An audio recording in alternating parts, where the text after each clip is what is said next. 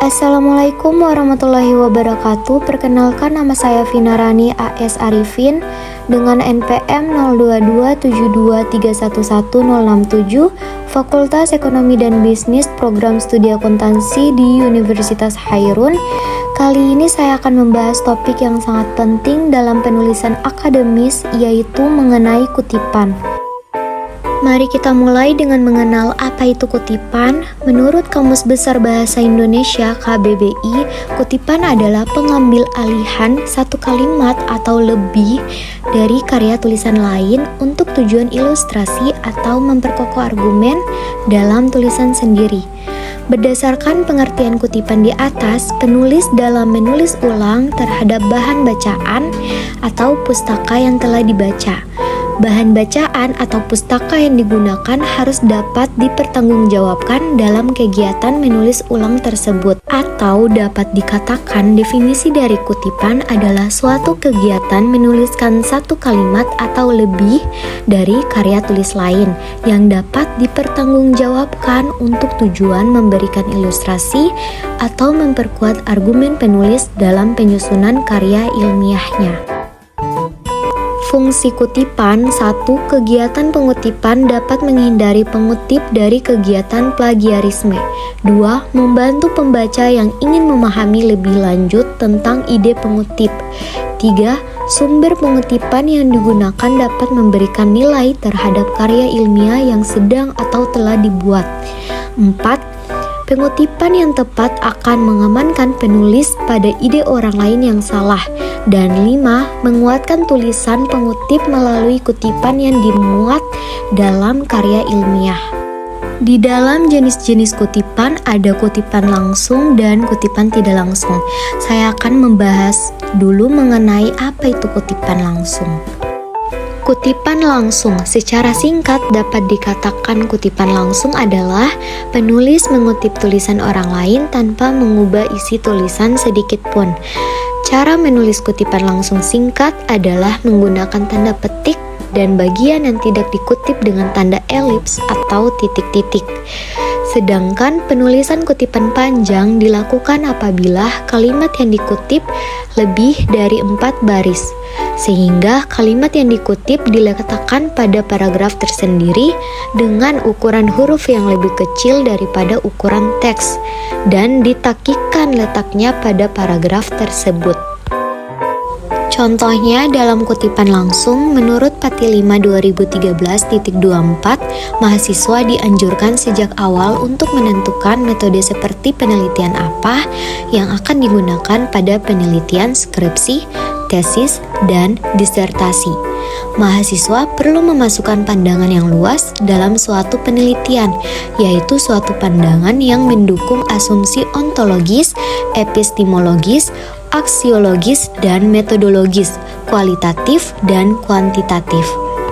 Selanjutnya, apa itu kutipan tidak langsung? Kutipan tidak langsung adalah penulis akan menulis menggunakan kalimat dan gaya bahasanya sendiri, berdasarkan gagasan dari orang lain.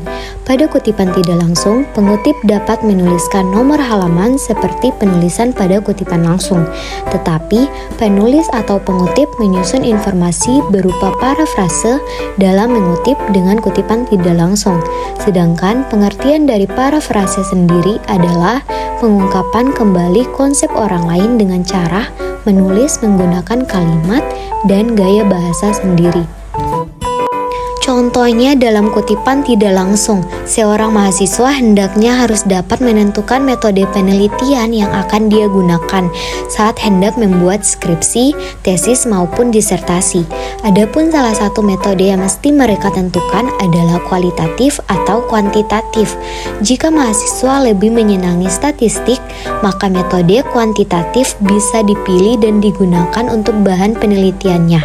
Sebaliknya, jika mahasiswa lebih senang menganalisa suatu peristiwa, maka metode kualitatif bisa dipilih dan digunakan dalam penelitian yang akan dilakukan. Adapun nomor kutipan yang dicantumkan pada kutipan mempunyai fungsi sebagai catatan kaki yang menerangkan sumber kutipan berasal. Di sini teknik mengutip berdasarkan sumbernya dibagi menjadi body note dan footnote. Sekarang mari kita membahas tentang body note atau catatan dalam tubuh. Catatan tubuh atau body note dilakukan ketika penulis mencantumkan sumber kutipan setelah selesainya sebuah kutipan dengan menggunakan tanda kurung. Dalam catatan tubuh terdiri dari 3 unsur, yaitu nama pengarang, tahun terbit, dan halaman. Untuk nama pengarang cukup ditulis nama akhirnya saja dan ditulis tanpa gelar. Untuk tahun terbit, yang ditulis adalah tahun terbit yang ada pada katalog buku yang lazim ada pada awalan sebuah buku. Adapun halaman yang akan ditulis adalah halaman teks yang dijadikan rujukan, bukan halaman karangan kita sendiri. Selanjutnya kita akan membahas footnote atau catatan kaki. Catatan kaki adalah daftar keterangan khusus yang ditulis di bagian bawah setiap lembaran atau akhir bab karangan ilmiah. Catatan kaki biasanya digunakan untuk memberikan keterangan dan komentar, menjelaskan sumber kutipan, atau sebagai pedoman penyusunan daftar bacaan atau bibliografi.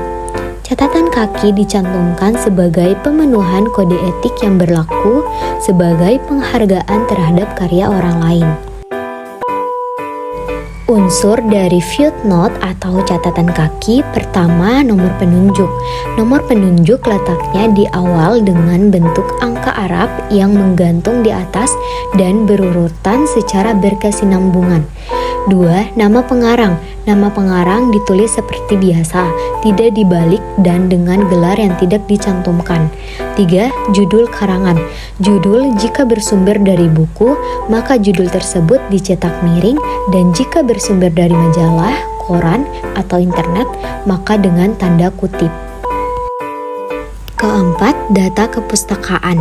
Data kepustakaan meliputi kota terbit, penerbit, dan tahun terbit. Kelima, halaman.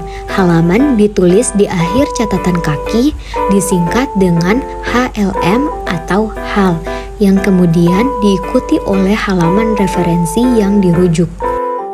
Selanjutnya, contoh catatan kaki atau footnote.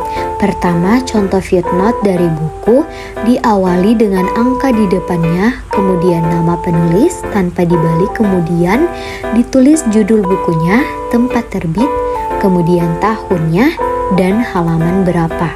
Kedua, contoh footnote dari internet.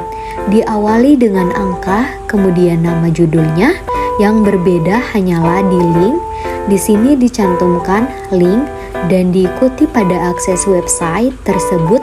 Habis itu dituliskan pukul berapa.